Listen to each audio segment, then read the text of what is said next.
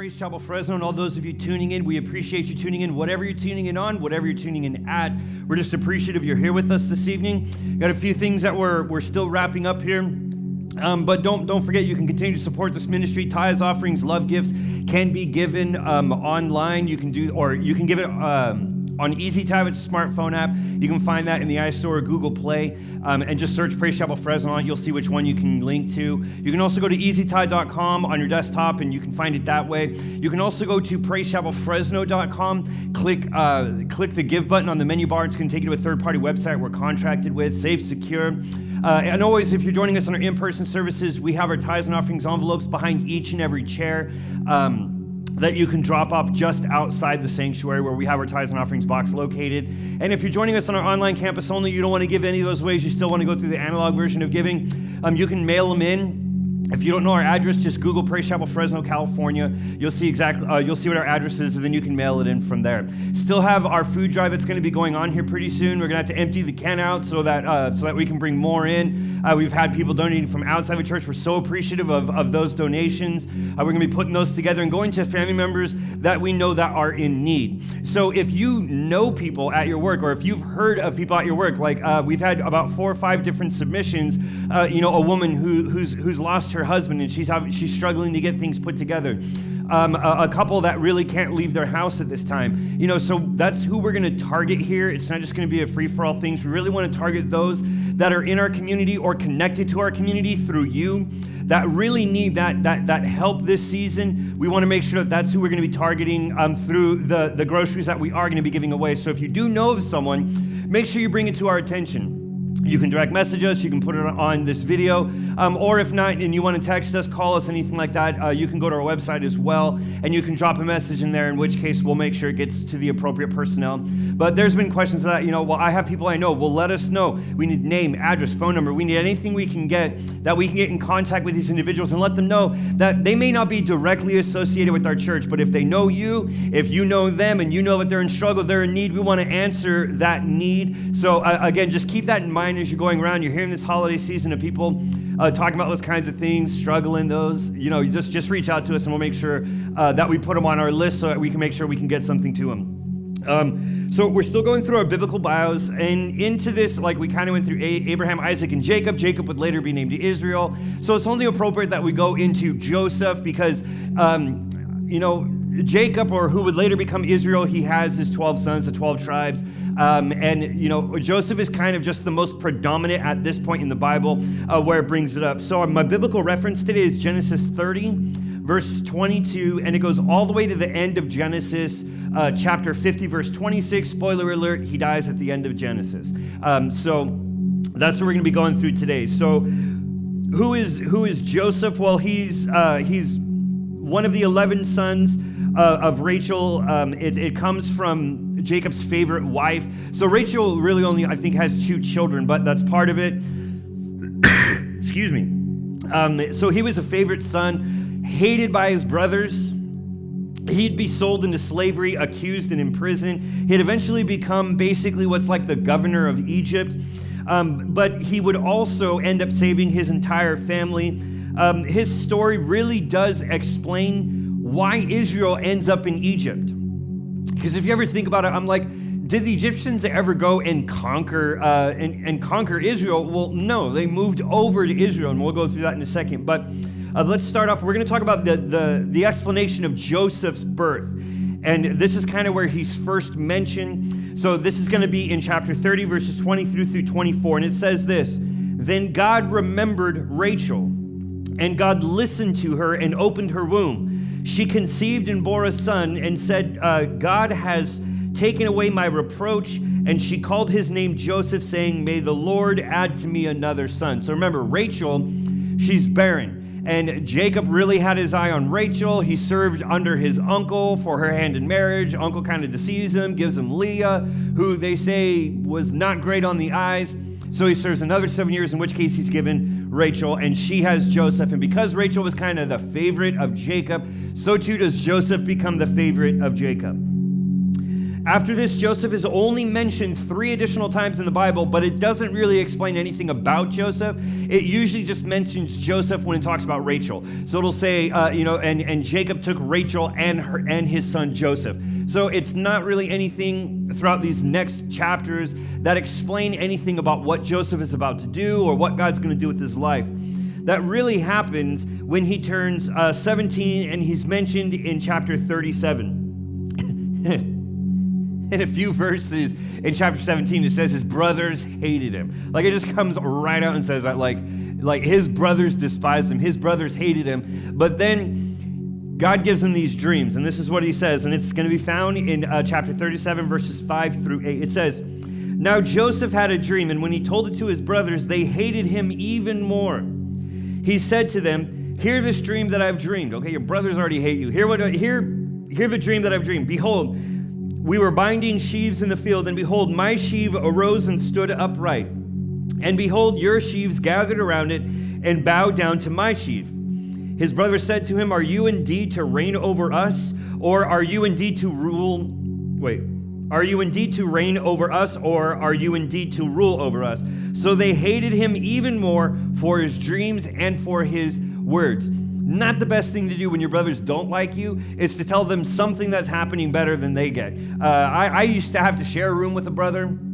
I really didn't have to study to succeed very well in school, and he always felt like he was struggling and studying nonstop just to get a passing grade, and would get really upset because it really didn't take much of an effort for me to get great grades. I studied, I listened, but I have a memory. I just absorb everything that I see, that I hear, that I read. So it didn't take me to have to go back multiple times, reread, and kind of get the structure. So that kind of put a strife between us in our younger years, just because he studied so hard in one class. I got put in the same class, and I didn't study, and I was getting a better grade than him. So I don't think he liked me very much for that year, just because brothers that don't like brothers, you don't want to go and shine above your older brothers. And that's basically what Joseph is doing. He's telling them, you guys are going to bow before me one day, and his brothers just end up hating him anymore. Then he has a second dream that he tells the whole family, and even Jacob, or Israel, would become enraged at what he's saying and saying what? So you're going to rule over me? You're going to rule over your mother? You're going to rule over all of us? And it kind of throws it back in his face. But he basically tells them, y'all going to bow before me one day, and that just sets everybody off against him.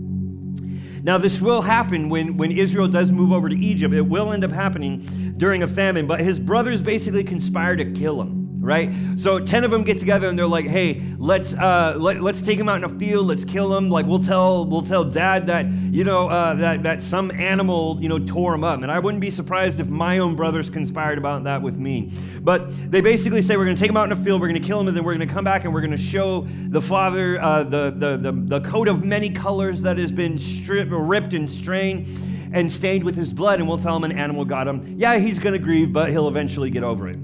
But then one of the brothers speaks up and is like, "Look, let's not shed his blood, okay? Let's just throw him in a hole." My brothers threw me in many holes, but let's just throw him in a hole, and let's figure it out from there, and we'll walk away from him, but let's not shed his blood. And they all basically agree to this. So what they end up doing is they end up getting Joseph, they strip him, they throw him in a pit, and then while his brothers, after this long day of beating up their baby brother, they kind of are taking a rest, and then they see these traders coming down, and they sell Joseph into slavery. Then his brother, they sell him, and he's taken to Egypt, and he's resold to the captain of the Egyptian guard, whose name is Potiphar. But the brothers, they use goat's blood. They use his coat. They rip it up. They pour the goat's blood on it. They take it back to their father, and they convince Jacob or Israel of his son's death. Joseph is continuously blessed by God in every household he lived in, and was blessed, and eventually ends up running the home's operations. So Potiphar kind of makes him the chief of all the servants, and he's running his household. But then it says Potiphar's wife casts her eyes on Joseph, and it's in chapter 39, verse 11. And this really kind of does explain Joseph's character. It really is one of the most underlined passages that you can look back and say, this is who Joseph was, that he was someone that always did right regardless of the circumstances or regardless of the outcomes. So let's read it. It's in 39 verses 11 and 12. But one day he went into the house to do his work, and none of the men were in the house, or were there in the house. She caught him by his garment, saying, "Lie with me." But he left his garment in her hand and fled to go out of the house. Now, most people would say that he was naked while he's running outside the house. There are some that would say he has a little garment on, like, big deal. But the fact is that there's no one in the house that would have known what would have happened between Joseph and Potiphar's wife. But he runs anyway, and he runs out knowing, he already knows that she's devious, that she's conniving. He already knows this. So he knows that when he goes out, that something else is going to happen. But he doesn't run away from his master. He stays in the definitive area because he will be captured, or he does come back. But she convinces the entire household and her husband that Joseph tried to violate her.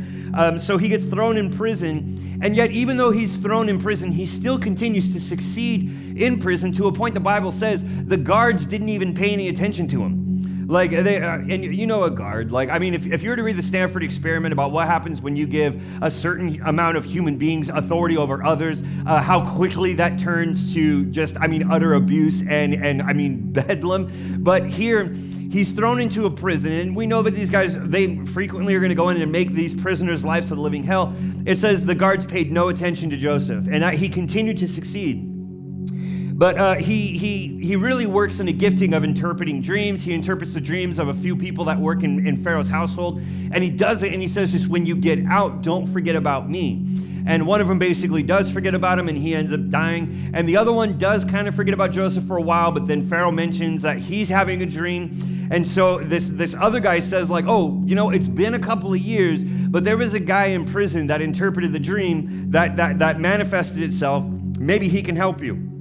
So Pharaoh, he tells Pharaoh and suggests to tell him his dream. Joseph for interpretation, and it's about a famine that God is about to produce. He tells Pharaoh this. So he tells him there's going to be 7 years of plenty, there's going to be 7 years of lean, and then there's going to be a drought, or there's going to be a famine, excuse me. And he's telling him this, and he's telling Pharaoh, make sure that you find somebody smart enough to manage the crisis that hasn't even happened yet. So he's saying the 7 years of plenty, the 7 years of lean, and then the famine. So he's telling him, find someone that can manage the 7 years of plenty to get you through the 7 years of famine. And this is how Pharaoh responds. And it's in chapter 41, verses 38 through 40. And it says, and Pharaoh said to his servants, can we find a man like this in whom is the Spirit of God? Then Pharaoh said to Joseph, since God has shown you all this, there is none so discerning and wise as you. You shall be over my house, and you shall be over my people, and all my people shall order themselves as you command. Only as regards the throne will I be greater than you. Pharaoh talks in a really random pattern. So Joseph basically rises to power at the age of 30, and he's gonna be second in command to all of Egypt. So there's a point that comes up that they get the 7 years of plenty, and Joseph manages it correctly. He goes through and he finds what he can do to store everything that is above and beyond. And he's preparing the land for the famine. And then the 7 years of famine start, and it doesn't just affect Egypt, it basically says it affects the entire world. Now, again, some would say, well, it affected the United States. No, it affected what they considered their entire world, the boundaries at which they have explored and have established. All of that comes to Egypt. And they're coming for food because Egypt was the only land that had prepared for it and had the food. Genesis 41 through 55, it says this, when all the land of Egypt was famished, the people cried to Pharaoh for bread, and Pharaoh said to all the Egyptians, go to Joseph and do what he says for you to do. So that's basically exactly where God wanted to put Joseph at this point, because Israel has to survive. And if Israel hadn't been, or if Joseph hadn't been where he had been at this time, they would not have the lifeline that they're going to need here in a second. So Jacob, or Israel, sends his 10 sons to Egypt to buy grain, and Joseph's dreams become a reality, because the first time they meet Joseph, they don't really recognize him, but they bow themselves before him. So he's sold from the pit, falsely accused, in prison, but now he carries the authority of the most powerful man in their world. And then this one gets kind of longer, but it's very poignant to see exactly how Joseph responds. So his brothers threw him in a pit. They conspired to kill him. They sell him into slavery. So he has every right within him as second in command of all of Egypt to deny them any food. So let's look at verses 42, 6 through 8. It says, "Now Joseph was governor over the land. He was the one who sold to all the people of the land. And Joseph's brothers came, bowed themselves before him like he saw in his dream, with their faces to the ground. Joseph saw his brothers and recognized them, but he treated them like strangers and spoke roughly to them. 'Where do you come from?' he said. They said, 'From the land of Canaan to buy food.' And Joseph recognized his brothers, but they did not recognize him." So Joseph begins to test them, and he tells them, "Take some grain to your household, but I want you to send back your younger brother," which would be Benjamin. And as they're traveling with their grain, they open the mouths of the grain that they've got, and they find that their money that they brought to purchase the grain has been placed inside the grain. And so they get all freaked out, and they're like, "Okay, like we need to run. We need to, like, what are we going to do?" And because it looks like they've stolen their money back. And so they're trying to figure out exactly how they're going to manage the situation, but they just keep going home. I do that with my wife sometimes. I tell her if we get next to like the theft detectors, right? Those things that beep. I'm like, if we get next to it and it goes off, we should just run. Like, just see what they do. But we don't steal anything, but I just think it'd be really funny. But so after a lot of discussion, the brothers convinced the father to send Benjamin. Now, of course, Jacob's going to be a little weary of sending his youngest son because the last time he did it, they brought it back and said he was attacked by an animal and killed. But after a lot of discussion, Benjamin goes with his brothers to Egypt, and Joseph prepares a feast for his brothers. So he sees them coming down, and he tells them, prepare a feast. They're in a famine, but he's second in command. He can pretty much do what he wants. So he says, prepare a feast. So they prepare this feast for his brothers who still don't recognize him. And then it says Joseph is overcome with his emotions so many times, he has to separate himself from his brothers so that he can weep, basically. Because he's so overwhelmed with the emotions that he's feeling, but it's not in anger. He's just overcome with it, and he says he constantly has to separate himself from his brothers. He eventually reveals himself to his brothers and sends for his father, and they're going to live in the best regions of Egypt named Ramses, and that's in the land of Goshen. So even Pharaoh says, like, he realizes that Joseph is blessed by God. He realizes that everything Joseph has done and predicted has happened, and he's managed it appropriately. So he wants whoever is kin to Joseph to live exactly as Joseph would live, to live in the best land, to have everything that they need. Now, it says the famine remains severe, that Joseph, who remained blessed by God, uses this to gain livestock, to gain fields, to gain lands and people under the direct control of Egypt. So people, they lose all their money buying food from Egypt. Then they say, we don't have any food. So Joseph goes, okay, bring me your livestock then. So they bring all their livestock. So now he has all the money in Egypt and all the world that they know of. Now he has all the livestock. They bring their livestock, bam, they get grain. Now, after the livestock are grown up, the people come and say, we'll give you our land, we'll give you ourselves just for food. So Joseph creates the very first sharecropping. So what he does is he tells them, okay, here's what we're going to do. You're going to give me your land, and then I'm going to give you the seed to prepare in the land. When it comes time for harvest, you're going to give Egypt 1/5 of your produce. You will keep 4/5. So that's basically government-controlled farmlands, and I guess the nice term of it would be called sharecropping, where they have to give a portion of what they produce to the land of Egypt. So nothing after this really kind of happens that's pertaining to Joseph. There's some other things that happen because Israel is still alive, or Jacob is still alive, and it goes through these couple of chapters where he's blessing his different sons, where he tries to bless Joseph's son, but he goes to the younger son, which is so hilarious because if you remember, Jacob stole his blessing from Isaac by being the younger son to Esau, and he stole the blessing from his brother through his father who was blind. And then now when Jacob or Israel wants to bless Joseph's children, he chooses the younger child to bless. And Joseph is even like, no, old man, your eyes are bad or whatever. This is the older son. And Jacob's like, yeah, I know he's older and God is still going to bless him and God is still going to use him, but God wants this one to take over. And I just think that's funny because that's the exact same thing that happened from Israel to Jacob and Esau, and then it happens with Joseph's two sons. So after the famine is broken, all that, there's not a whole lot that really pertains to Joseph from that point until it comes time for Joseph to pass away. So this is found in Genesis 50, verses 24 through 26. And Joseph said to his brothers, I am about to die, but God will visit you and bring you up out of this land to the land that he swore to Abraham, to Isaac, and to Jacob. That's the land of Canaan that they were living in. Then Joseph made the sons of Israel swear, saying, God will surely visit you, and you shall carry up my bones from here. So Joseph died being 110 years old. They embalmed him, and he was put in a coffin in Egypt.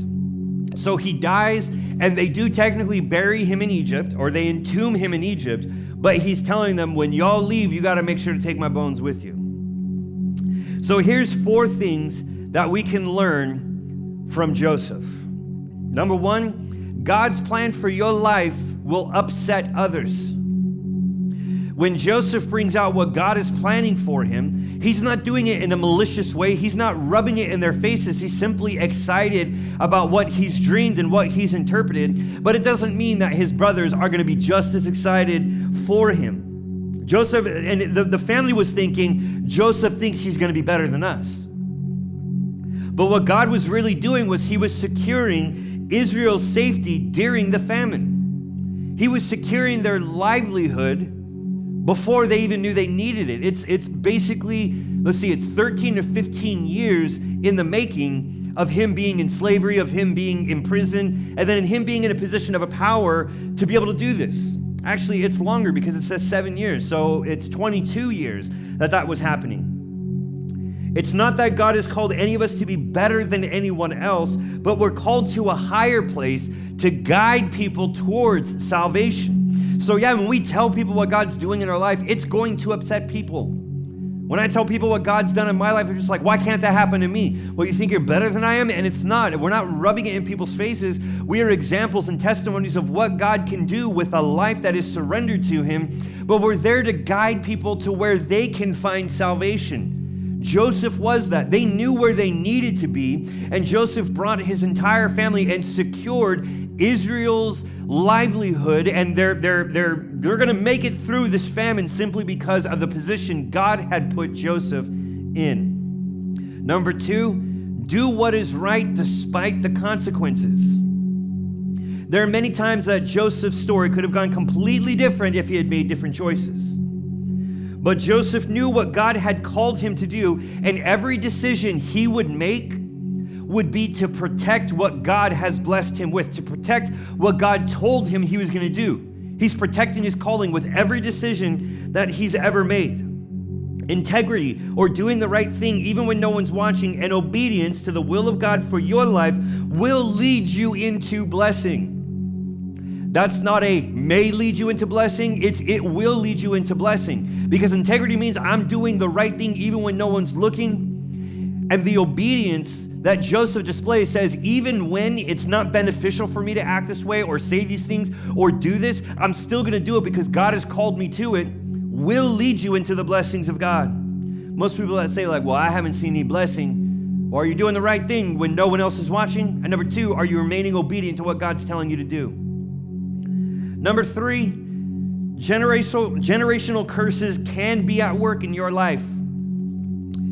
Joseph's father, Jacob, had to deal with jealousy of Esau, and he himself had to deal with the jealousy of his own brothers. There are forces in our lives that we will have to deal with that may have nothing to do with us. We may not have ever done it, but it's a generational curse that we have to deal with, a force in our life that we have to deal with simply because of something that's happened down our family line. Joseph had to deal with deception, and he had to deal with jealousy in his life. But he continued to rely on God every day of his life, and God took everything that was supposed to be evil and used it for his purpose for good. So yeah, he may have been thrown in a pit and sold into slavery. First transaction puts him en route to Egypt, and then he's sold from transportation to someone that's planted inside the higher echelon of Pharaoh's menagerie. So he's elevated. Yes, he's in slavery, but he's elevated to a position God needed him in. Yes, he's falsely accused and imprisoned, but he's put into a place where his influence would begin to touch someone else that would eventually reach Pharaoh's ear. So he had to deal with all of this, all of this that's going on, but yet he still ended up where God wanted him or needed him to be. Number 4, utilize what God has blessed you with regardless of the location. Joseph was blessed with the ability to interpret dreams, and he used it everywhere he went.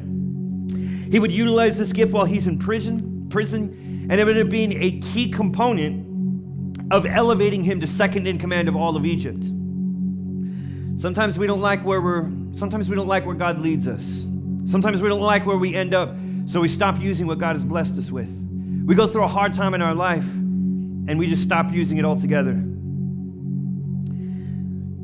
Where will God elevate you when nothing can stop you from showing this world what God can do, what he has done, and what he will continue to do with a life that is surrendered that they see through you? Too many people just end up in a place that they don't like, and all of a sudden, they start putting aside all the things that God has brought them into. I've seen it way too many times of people that have these giftings, but they go through a hard time in life, and all of a sudden, they stop utilizing those giftings.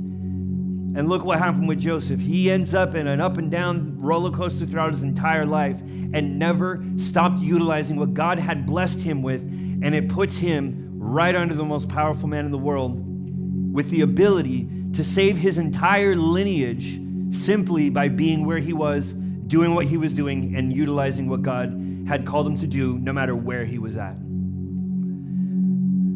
We want to thank you guys for tuning in tonight. Happy Thanksgiving for that coming up. Just remember, Thanksgiving isn't just about gathering together. Make sure you're telling people thank you, but not just oh, thank you, like someone gives you coffee, thank you, going around, but just letting people know how thankful you are that they're in your life, how thankful you are that they've influenced your life, how thankful you are just to be around family, to be around friends, to be around people that have directly affected your life. But I want to thank you all that have directly affected my life, that have continued to go to this church, continue to support us. I've been here since I was a child, and there is not one person that's not walked through those doors that has not influenced my life in one way or another. So I am so thankful to have you in my life and to have you continue to be in my life. But we love you guys. Don't forget, Sunday morning, 10 a.m., we still have service. I know there's a lot of people that have been ill. I appreciate it. If you feel like you need to stay home because of it, you don't want to get anyone sick, or thank you for thinking of other people, for thinking of loved ones and thinking of your church fam. But we love you guys. We'll see you Sunday morning, either in person or